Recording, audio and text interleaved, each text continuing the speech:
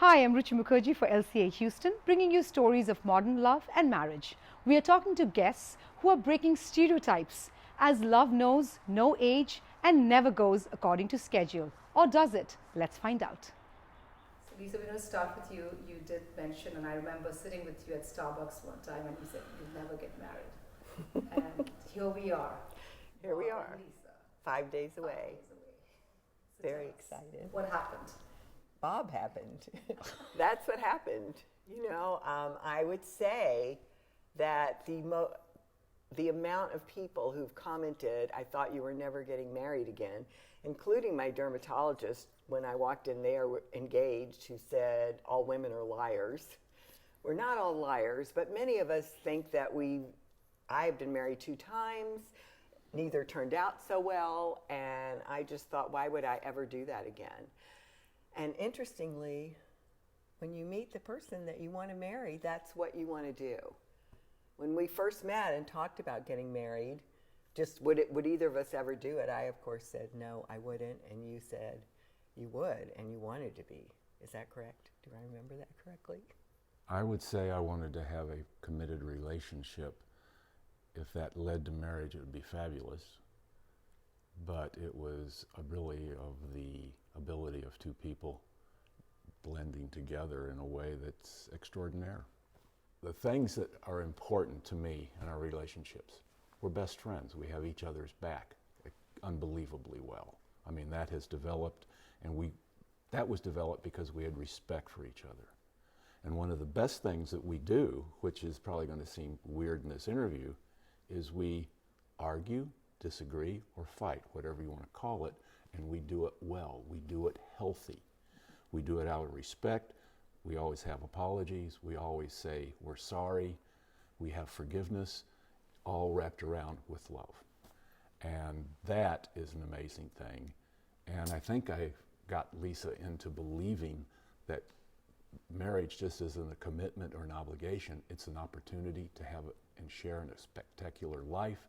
Everything in life that is worthwhile takes energy, and we both for 8 months have been putting lots of energy. We're not going to unwrap the covers and disclose all the stuff, but if you do that, you have a chance to have a life that's amazing.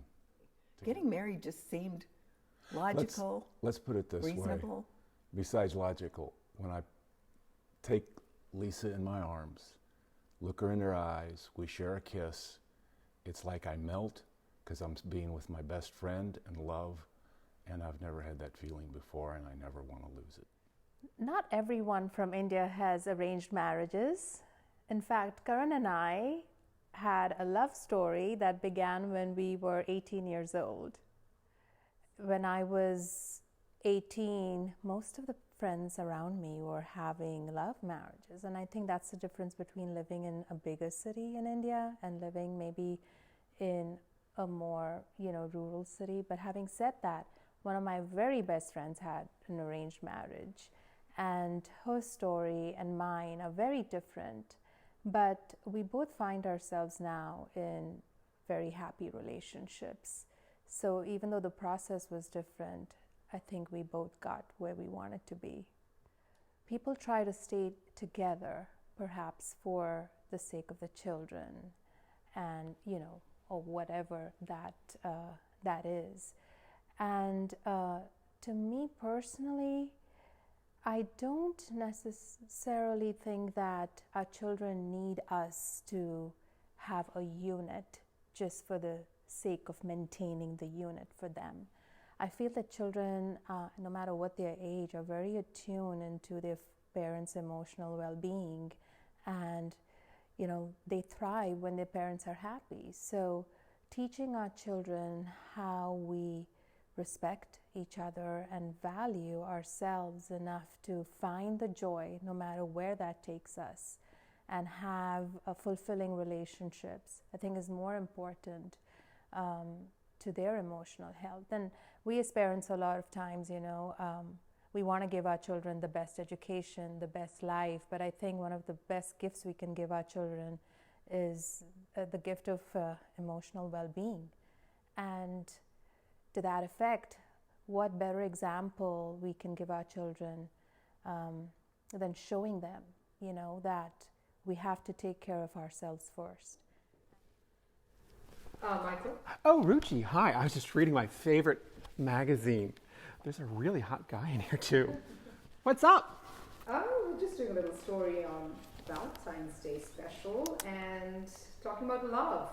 I love love. What do you want to know? Who are we talking about? We're talking about your love. Oh, okay. And I'm going to start off asking you, how do you parent your children and when they question about love? I use humiliation as much as possible because I have no filter or shame. But in all honesty, actually, that's a really good question because my daughter, God love her, nobody, by the way, warned me that children grow up to be just like you. My daughter had her first boyfriend at 1.5 years.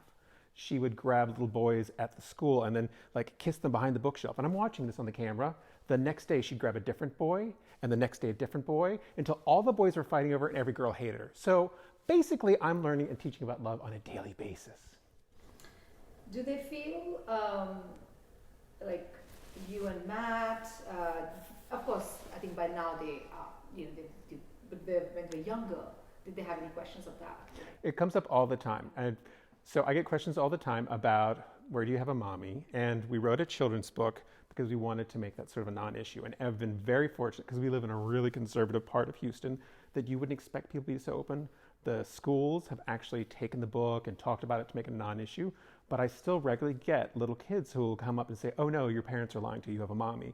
And my children automatically say, well, actually, I have two. I have an egg donor and I have a lady whose belly I lived in and a bunch of doctors, nurses, lawyers, a daddy, and a papa.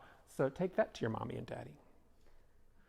All right, so a lot of people think that being like a same-sex couple is going to be different. And I will say Texas, especially in this divisive political climate that we're in, it is known for having a certain political view, but it is a big old state. And Houston is a really diverse group. And I have never had an issue for being married to a man. I don't travel in gay circles. All of my friends, in fact, most of my friends are heterosexuals. We travel in the LCA circle, in case you haven't seen it.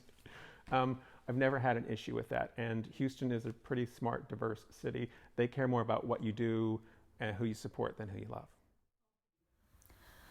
Natalie, we've talked about this before. You're 25, and how is love different when in your age group, friends? I think so. I would say that love is different. I'd say that, in many ways, my generation, people say, or just other people seeing my generation as, lazy, as, not willing to put in the work, putting in the hard work into something to see substantial results. And I think that, I think it is true to some extent, and it kind of filters over into my generation's willingness to commit.